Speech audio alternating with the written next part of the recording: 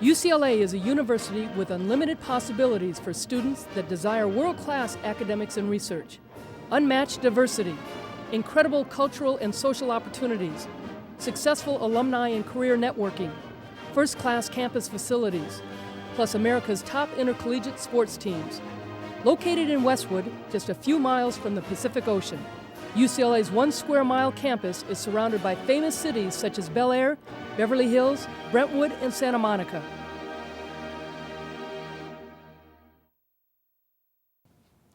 Hi everybody, and welcome to another edition of UCLA Bruin Talk. I'm Dave Marcus, this is Naomi Minea. We are your hosts for what we think is going to be a very interesting show.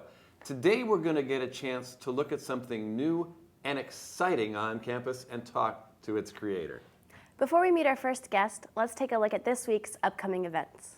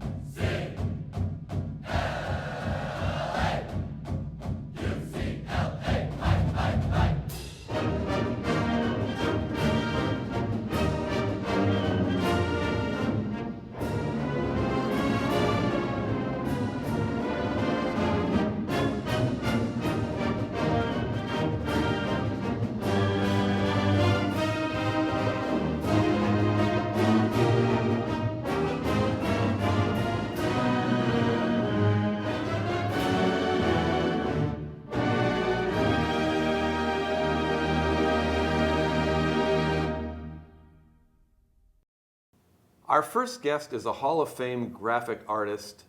In fact, she's the Hall of Fame graphic artist.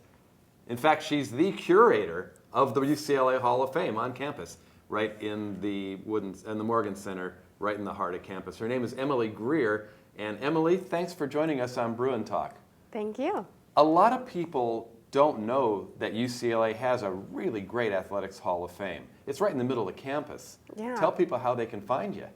Well, it's basically across from Ackerman Union and the John Wooden Center. It's J.D. Morgan Center, and you just come on in. It kind of looks like you can't come in because it just says athletics. You think maybe only for athletes, but walk on in. It's free. You can come in, see all of our displays and everything we do. The displays are really incredible, covering the whole variety of UCLA sports. Yeah, we have every single sport has their own display, and basically try and keep them up to date, have the new schedules, new rosters, coach bios, pictures of the team members, and that's what I do a lot of the time, updating things, installing new things. There's always something new to see, so I think that's really exciting. Well, we talked about something brand new on campus, and this is just great. It's been open since October. Yes. You know, the UCLA student section is called the Den, but you've really got the Den. You have John Wooden's Den from his condo in Encino that has been transported piece by piece by piece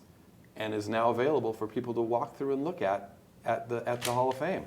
Yeah, I mean, we actually did it we took everything on one day, so that was a big deal. We went over to John Wooden's condo, and I boxed everything up accordingly, labeled everything, so go back exactly, picture documented, to the T, extreme organization. So then we transplanted it back here in UCLA and recreated the building, basically built new walls, and we have glass in the front, and his window is also an area you can see into the Den, and just everything's exactly the way he had it. Now, a lot of people know about the story of John Wooden, who lived in a condo the whole time. He didn't buy a big mansion. Right. Andy Hill, who was one of his former players, said that he was the richest man he ever knew, even though he lived in a little condo. But that was his refuge, especially after his wife Nell died. I mean, that was where he spent all his time. Right. And you actually cataloged everything exactly piece by piece and put it back in the same spots in the new exhibit? Yeah, you can tell in the bookshelf area, it's just I put all the books exactly how he had it, stuffed things this way and that way, and there's a little Tabasco sauce that I kept in there, and just all his trinkets. And I mean, the thing I love about it is that he gives the same value to the plates that his grandchildren scribbled on and the little I love you mugs and like little things like that to the grand trophies he's won that, only he and Mother Teresa won and, things that you're like, wait, this is really valuable, and it's just covered in medals and little things and little dolls and, just same value. It must have been really exciting to have the privilege to work on this project. Tell us a little bit about how you got your background in art and design. Well, I've always been very involved in the arts. My mom's an art teacher, grew up doing art, and went to college and was like, how can I make a career out of this? And started in graphic design, studied my last year in exhibition design, worked at the UC Davis Design Museum, and I was a gymnast and cheerleader and love sports, and my friend told me about this job and I applied and I got it, and it was just perfect, and we've just grown since there and been doing projects ever since. It's often been said, do something you love and you'll never have to work another day in your life. To be an athlete and then to get to work in sports in something that you also love. What a great combination. Yeah, it's a great university to represent, and I think anyone that knows me would describe me as a very spirited individual, so like I wore blue today. I like it. Just ready, always. Tell us about what your duties are. I mean, obviously this project in putting together John Wooden's Den was a major. How long did it take you, by the way, to get everything put exactly right? Well, I went over there August 23rd, and we opened October 23rd, so we were really working on it. How did the all idea those come months.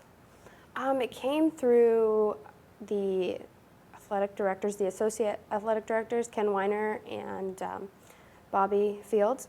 They basically, they were good friends with Wooden, and I'm not really sure who thought of it first, but basically they came down to me and they said, hey, we're doing this. I said, okay. They came to me with these pictures that literally looked like Alice through the looking glass, because the pictures were kind of taken sideways and like all these things on the wall and trinkets everywhere, and I was really like, okay. But we did it. We went over there, managed it. I think it's amazing, and everyone should go see it. I know you had great assistance also from Tony Spino, who was a former Bruin athletic trainer and ended up being John Wooden's caretaker in the later years of his life. He cared a great deal about the man. I'm sure he had a great deal of input in the project.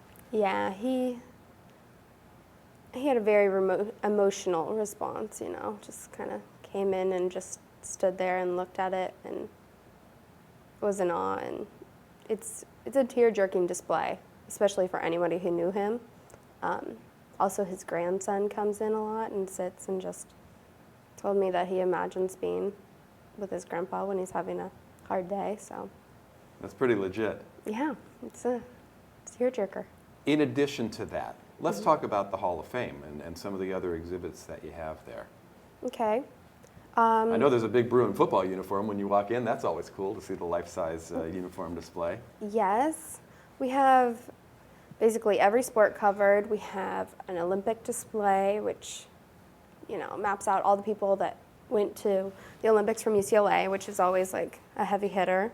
We have a timeline, basically history of UCLA and kind of the world and interesting things to look at. Every championship we win gets their own display. I love making those. And then we have the Hall of Champions, which has our 106 NCAA trophies displayed on the wall, hung in a really visually pleasing manner. I think that's the most awe-inspiring room we have. So. And what's your favorite part of your job out of all the things that you get to do? I love actually installing them, installing the displays. I love the championship ones, like I said. It's fun. Let's talk about those, because I've seen them and they're great. But what goes into putting together a championship display? Well, first I have to track down the pictures from usually Sports Information or whoever's been at the event.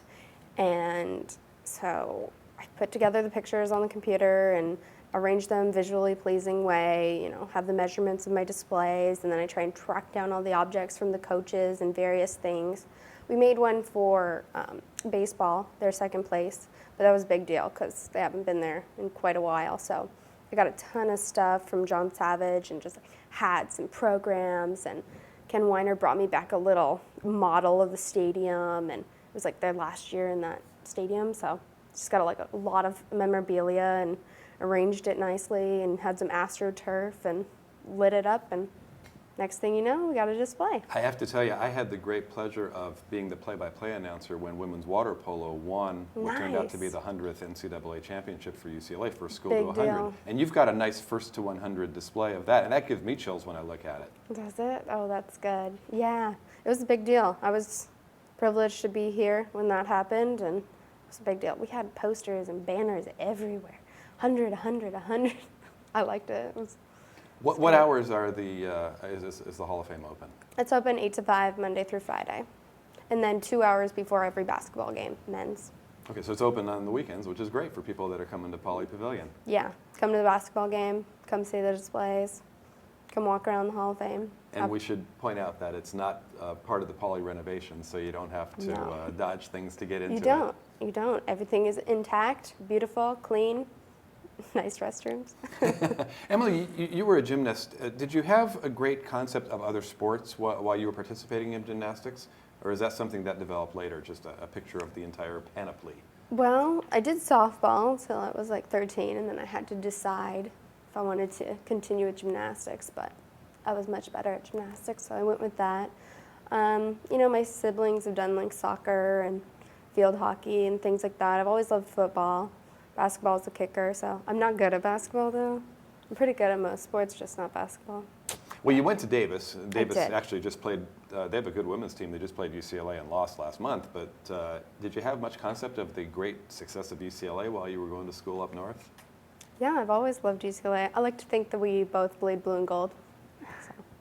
Well, Emily, I can't tell you how much we appreciate you coming in. It's been great talking to you, and I really encourage you all to go out and visit the Hall of Fame and the spectacular exhibit of John Wooden's Den. Thanks for joining us. Thank you. And we'll come right back with more Bruin Talk after this public service announcement.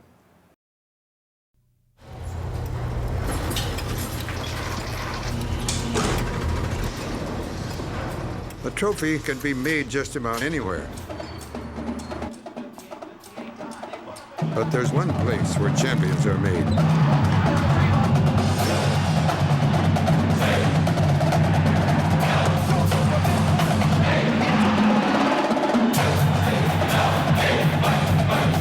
UCLA, champions meet here.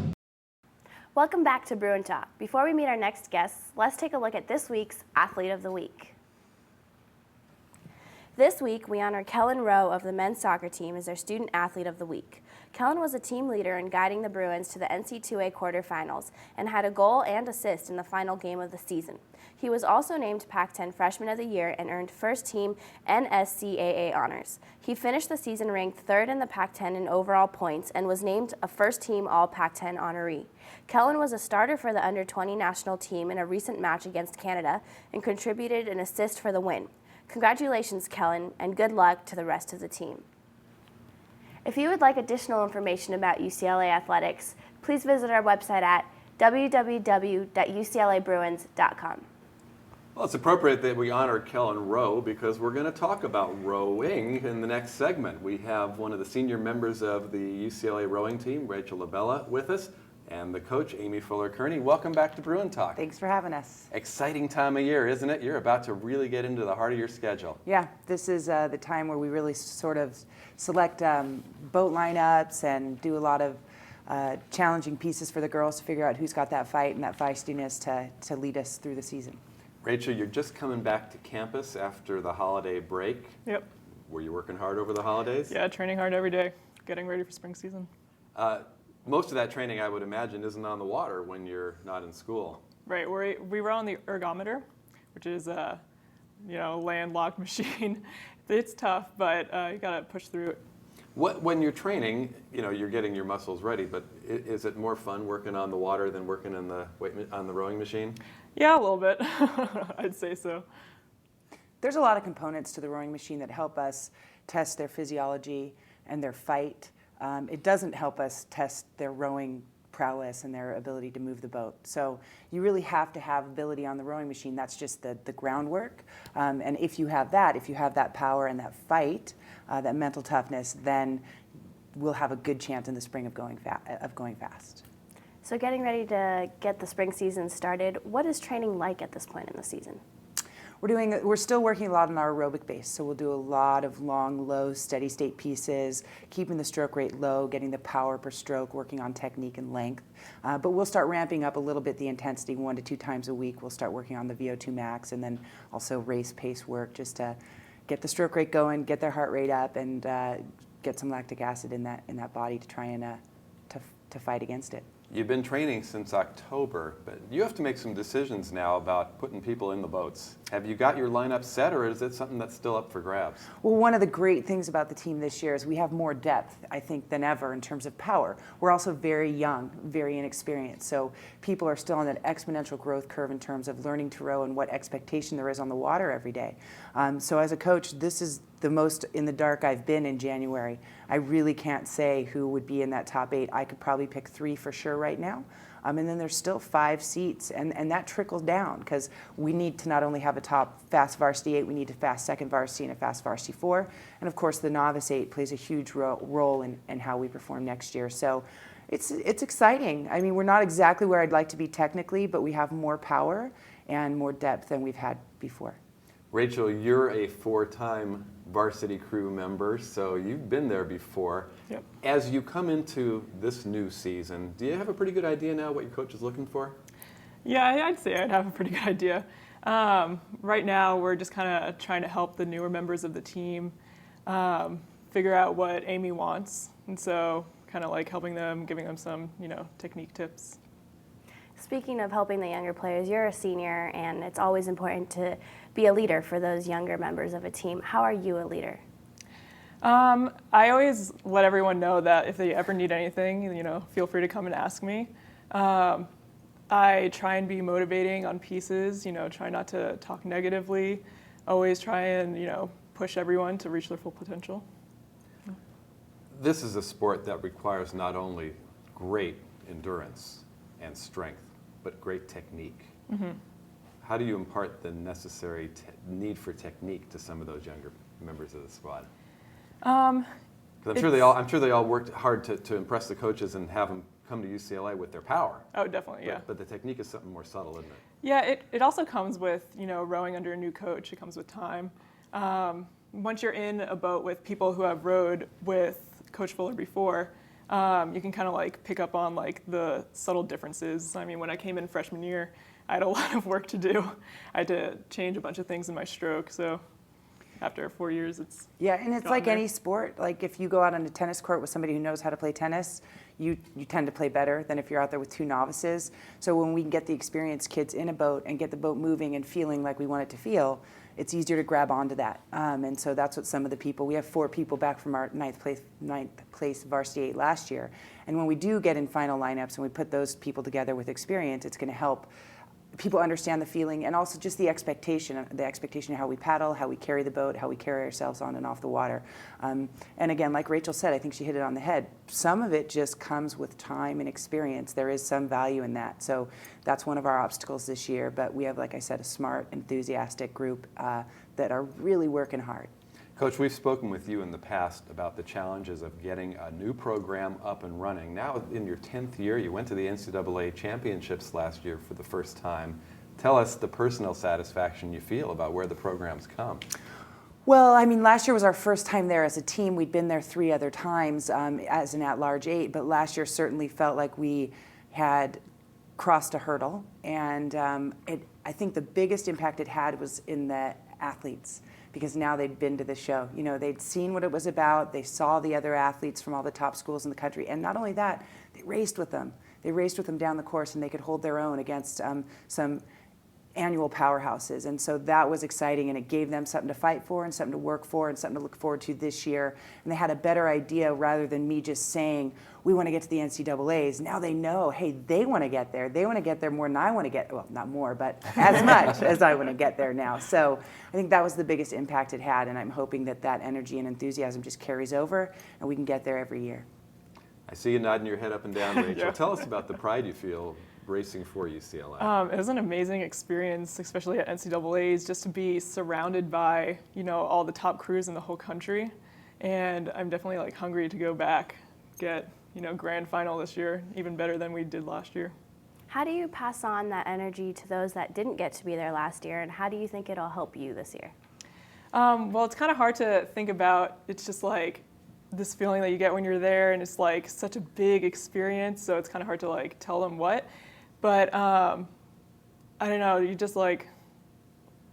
I think that more if empowerment, when it comes from the girls on the team, it's not coming from the coaches. When the leaders on the team are saying, this is worth working for every day, this is worth it, that carries a lot of weight, especially with the young athletes. And, with all the stuff that we have, we show videos of it, and now that we have a firsthand experience of it and we're in the video, there's a lot of ways that it can carry over to the younger athletes. But again, until they get there, they don't know exactly what they're fighting for, but it's the same in any sport. But just having that core group of athletes that's super motivated and really wants to not only get there, but get Bruins where we should be, it's exciting. We've had a lot of rain in Southern California. Yeah. How does that affect your training? Do you guys practice on the water when it's raining? Yeah, there's wind and fog and lightning keep us off the water. Rain does not keep us off the water. If it did, schools like University of Washington wouldn't be so good at rowing. But it's not, it doesn't always make for the best water conditions. Down in the marina, our race course, which is on Malona Creek, tends to be closed after 24 hours after a rain. Luckily, most of the rain this year fell so far in December, and we'll just keep our fingers crossed that we have it's not that we don't want rain, we do. It's good for the state, but we certainly prefer it to fall at the right times. Rachel, you're a marine biology major, which is an interesting choice for somebody who spends so much time on the water. What was your interest in that field spurred by the fact that you do spend so much time in the boat?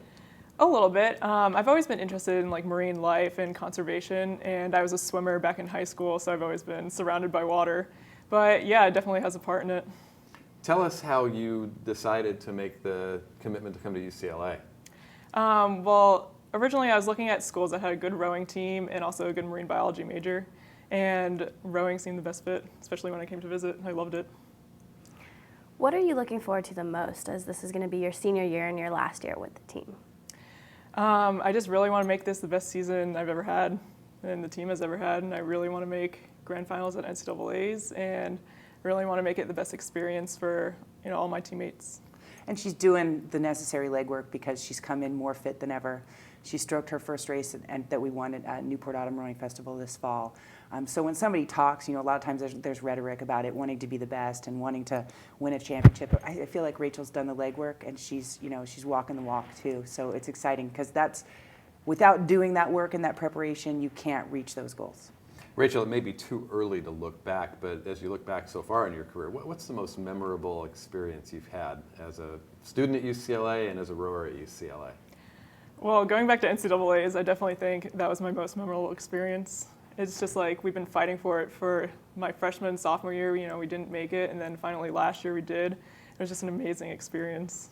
Now, you're on the water a lot, and you're in the rowing machine a lot, and you're doing the technique work a lot, but when you actually get there to the start of the race, especially NCAAs, what's going through your mind right before that gun goes off? There's nothing like it. There's a countdown usually, and they'll say go, and it's just like everything is blank, and you have this like whole build-up because you've worked so hard for 7 minutes of a race, and you kind of like forget about all of that, and you just like rely on your teammates, and they're there backing you up, and you kind of like look over and see your competition, and you're like, let's do this.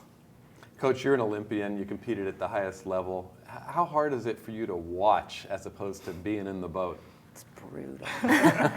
I'm not kidding. Like, that's the hardest part of coaching to me is I love every day. I love every day out there in the water and all the experiences I get to have with these amazing young women. But when I launch them on race day, it's not like any other sport. I don't get to make subs. I don't get to call timeouts. I mean, they leave 45 minutes before the race, and I see them cross the line the last 250 meters. And there's a lot of trust in that. There's a lot of preparation that goes into that. And I can't do any, I'm powerless, and as a rower, if things aren't going well, then you just dig in a little deeper, you find another gear. And as a coach, you just sit there and hope that they dig in a little deeper and find another gear. Where are you physically during the race? I'm on the shore. So Are you traveling, tracking the progress of the boat? Yeah, well, at our home course, I get to do that. We have one of the greatest courses in the country because you can ride the entire bike lane through the distance of the 1.25 mile race. So, but we're not allowed to actually coach. We can cheer, but it's against the rules to say, lengthen out or start your sprint or give them any technical advice. But Go Bruins is okay? Oh yeah, and I'm like the whole time, Go Bruins. One time a referee stopped me because I was whistling, and they said I was whistling in cadence with the leg drive, and I was like, well, no, I was just breathing. I'm not coaching. I've got to do something. So yeah, I'm on the shore. And most races, most venues, I get to see about the last 500 meters, last quarter of the race from a distance, and it's brutal. Now, do you get tape of the races so you can see the entire progress of the boat during the race? Not most races. Not most races. The ones at home we tape, we record, and the ones certainly we'll videotape the end of it. We videotape every day in practice. Our whole plan is when you're sitting on that line, to be able to be your best on your worst day, to have done all the preparation, and to make sure that you have the confidence so that you can be in that zone where you're just, like Rachel said, it's just sort of blanked out, and you just rely on all the work you've done and on trusting your teammates, and you just know the next thing to do. So we use video much more on a day-to-day basis, but watching the race video, it's not like other sports where we're going to scout out our opposition. There's nothing we can do about them. All we can do is prepare for us. Well, Rachel, she doesn't tape the races, so I hope things work out for you, but if not, you can always say a cat jumped in your way or something. Do you have a sense in the boat of how you're doing from the start, the absolute start of the race? Yeah, you always have like a sense of where you are around you, and we have our coxswain who always calls where we are during the race, but you can always feel, if it's going to be a good race or not because of the rhythm. And then you always strive for the perfect rhythm. So. Well, we wish you the best of luck in your senior season. Thank you. And we hope that you come down and watch the UCLA rowers in the marina. You can follow on the bike path and watch the progress of the race. Yeah. Keep track of the rowing team on UCLABruins.com. Been a great chat with you. It's flown by. Thank you very much for coming in, and we hope to see you again soon. It's our pleasure. Thank you. We hope to see you again soon. Until then, Naomi and I say so long. We'll see you next time on UCLA Bruin Talk.